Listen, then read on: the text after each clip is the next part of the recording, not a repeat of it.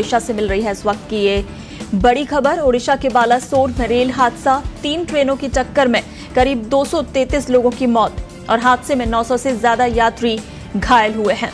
रात भर से रेस्क्यू ऑपरेशन जारी है। इधर रेल मंत्री ने उच्च स्तरीय जांच के आदेश दिए हैं।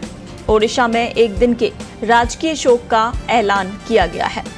तो इस वक्त की बड़ी खबर है ये, ओडिशा के बालासोर में ये दर्दनाक रेल हादसा हुआ है जहां 3 ट्रेनों की टक्कर हुई है जिसमें 233 लोगों की मौत हो गई है और 900 से ज्यादा यात्री घायल हुए हैं। आपको बता दें कि रात भर से रेस्क्यू ऑपरेशन जारी है। रेल मंत्री ने इस हादसे के बाद उच्च स्तरीय जांच के आदेश दिए हैं और ओडिशा में एक दिन के राजकीय शोक का ऐलान किया गया है। आपको बता दें ओडिशा के बालासोर में बहनागा बाजार स्टेशन के पास ये दिल दहलाने वाला हादसा हुआ और हादसे की खबर भी 2 टुकड़ों में सामने आई, क्योंकि पहले कोरोमंडल एक्सप्रेस और मालगाड़ी की टक्कर की खबर सामने आई और उसके बाद हावड़ा एक्सप्रेस से टक्कर की बात भी सामने आई और कुछ वक्त बाद यानी देर शाम तक ये स्थिति साफ हो पाई थी कि 3 ट्रेनों के बीच ये टक्कर हुई थी। हादसा काफी भयावह था क्योंकि जो तस्वीरें सामने आई थी, मृतकों का आंकड़ा लगातार बढ़ता जा रहा था जो कि अब 233 तक पहुंच गया है।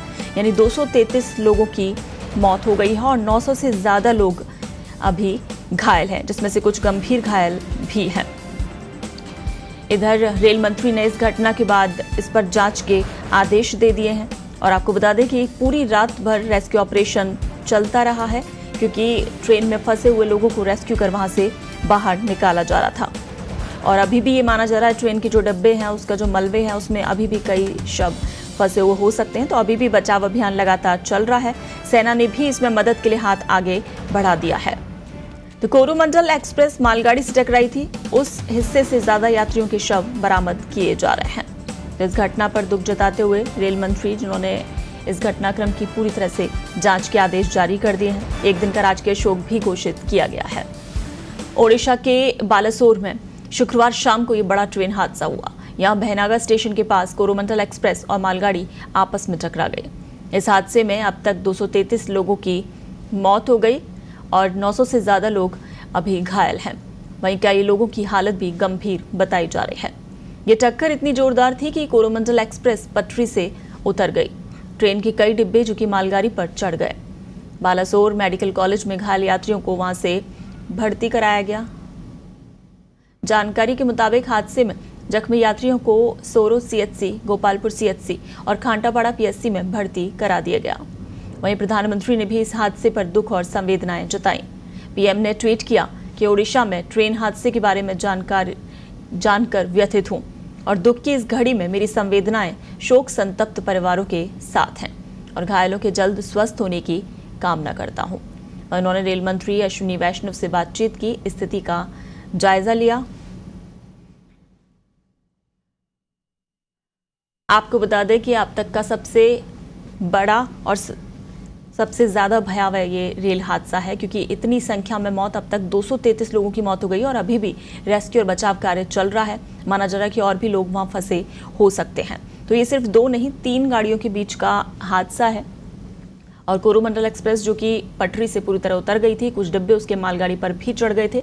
तस्वीरें देखकर आप अंदाजा लगा सकते हैं किस तरह की भयावह स्थिति वहां मची हुई थी और चीख पुकार मची हुई थी चारों तरफ से क्योंकि काफी संख्या में यात्री इन ट्रेनों में सवार थे और रेस्क्यू उसी वक्त से शुरू हो गया था। ये रात की तस्वीरें आप देख रहे हैं जहां पर घटना के बाद काफी संख्या में आसपास के लोग भी पहुंच गए थे। रेस्क्यू के लिए सेना की मदद भी ली गई और वहां फंसे हुए लोगों को निकाला गया एक एक कर धीरे धीरे, क्योंकि मृतकों की संख्या भी लगातार बढ़ती जा रही थी।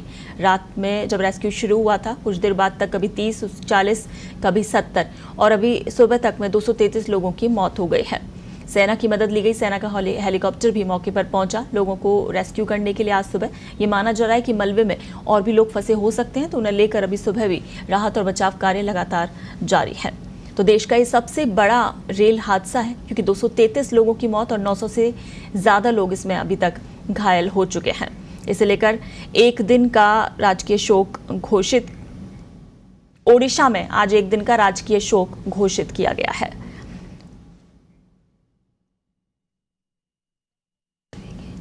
तो पूरे देश में आपको बता दें यानी कि राष्ट्रीय शोक घोषित हो गया है एक दिन का इस बड़े रेल हादसे के बाद। रेस्क्यू ऑपरेशन भी काफ़ी तेज कर दिया गया है। सुबह सुबह ही राहत और बचाव कार्य काफ़ी स्पीड के साथ किया जा रहा है। एनडीआरएफ की टीमें भी वहाँ पर मौजूद हैं, सेना भी वहाँ पर है और हज़ारों की संख्या में स्थानीय लोग भी हैं। हर कोई वहाँ मदद के लिए आगे आ रहा है। और जिस तरीके से ये हादसा हुआ, इन तस्वीरों से आप अंदाज़ा लगा सकते हैं कि किस तरह का दर्दनाक हादसा है ये। भयावह स्थिति उस वक्त मची और चीख पुकार वहाँ मच गई थी। ये ट्रेन की तस्वीरें आप देख रहे हैं, किस तरीके से ट्रेन की बोगियां एक दूसरे के ऊपर चढ़ गई थी। आपको बता दें कि कोरोमंडल एक्सप्रेस पहले पटरी से उतरी और उसके बाद मालगाड़ी के डब्बों पर चढ़ते हुए ये आपस में टकराई। उसके बाद एक और एक्सप्रेस यानी 3 गाड़ियों के बीच की ये टक्कर थी, जिसमें 233 लोगों की मौत हुई है अभी तक और 900 से ज़्यादा लोग अभी घायल हैं, जिसमें से कई गंभीर घायल भी हैं, जिन्हें अस्पताल पहुँचाया गया है। और इन ट्रेनों में जो यात्री सवार कर रहे थे, उनके जो परिचित हैं, वो लोग, उनके परिवार वाले, सभी लोग काफ़ी व्यथित और चिंतित थे। रात भर से ही हर कोई फ़ोन लगाकर जानकारी लेने की कोशिश कर रहा है। तो देश का सबसे बड़ा ये रेल हादसा है, ओडिशा के बालासोर में हुआ है ये हादसा। और आपको बता दें कि रेल मंत्री ने अब इस हादसे के बाद पूरी तरह से इसकी जांच के आदेश दे दिए हैं। इस घटनाक्रम के उच्च स्तरीय तौर पर जांच के आदेश दिए गए हैं। आपको बता दें कि 3 ट्रेनों की ये टक्कर हुई, जिसमें 233 लोगों की मौत हो गई। तो पहले कोरोमंडल एक्सप्रेस और मालगाड़ी की टक्कर की खबर सामने आई थी और उसके बाद हावड़ा एक्सप्रेस से टक्कर की बात भी सामने आई। यानी 3 ट्रेनों में ये टक्कर हुई और ये देर शाम तक स्थिति साफ हो पाई थी। तो भयावह तस्वीरें जिस तरह की इस हादसे के बाद निकलकर सामने आई, मृतकों का आंकड़ा लगातार बढ़ता गया। देर रात से ही जब रेस्क्यू शुरू हुआ था, कभी 30, कभी 50, फिर 70 और अब सुबह तक 233 लोगों की मौत हो गई।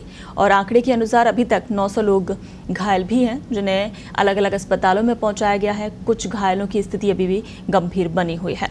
तो पूरी रात रेस्क्यू ऑपरेशन चला है और उसके बाद अभी सुबह सुबह भी रेस्क्यू ऑपरेशन लगातार चल रहा है, बचाव अभियान, जिसमें सेना ने भी मदद के लिए हाथ आगे बढ़ाया है। सेना के हेलीकॉप्टर भी मौके पर पहुंचे हैं।